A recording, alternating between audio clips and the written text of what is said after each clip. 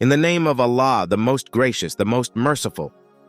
Yes, the month of Zulhijja has begun, and we have a saying from the Prophet Muhammad, peace be upon him, that if any of you sees the crescent moon of Zulhijja and plans to offer a sacrifice, you should not trim your nails or cut your hair until the sacrifice is made. This practice is obligatory during Hajj. There are three important aspects of this act of worship that need to be understood. The first aspect is understanding the essence of this worship. What is its purpose? What do we achieve by performing it? The first thing to understand is that all acts of worship, in their essence, are a series of physical actions. For example, when you stand in prayer, standing is merely a physical action, but in the context of prayer, it symbolizes something greater. It is a sign that we are expressing our servitude and humility before the Lord of the worlds.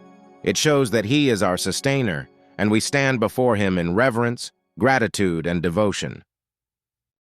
So while acts like trimming nails or cutting hair are physical actions, they carry significant messages. These are symbols, and we need to recognize the meaning behind these symbols. So what is the essence of this act of worship? This act of worship is an ancient practice of devotion, meaning to offer oneself to Allah with the intention of dedicating oneself to Him through specific rituals and symbols. Sacrificing an animal is also an ancient form of devotion. The purpose and philosophy behind this act are to convey to Allah that just as everything else we have is dedicated to Him, our lives are also His trust. By sacrificing the animal, we symbolically show that if given the chance, we would offer our own lives for His sake. Just as sacrificing an animal was an ancient symbol of devotion, refraining from cutting hair and trimming nails until the sacrifice is made, and then doing so afterward, is also an ancient practice of devotion. In the context of animal sacrifice, the essence is clear, but what about the significance and wisdom behind not cutting hair and nails before the sacrifice?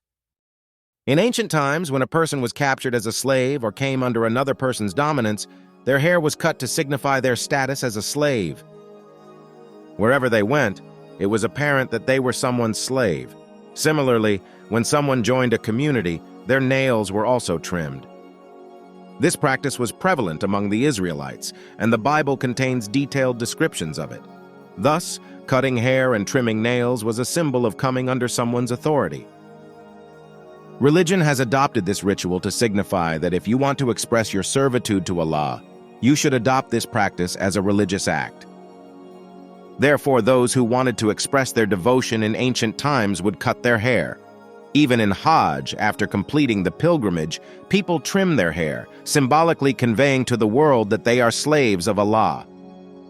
So the first point to understand about this act of worship is that it is a symbol.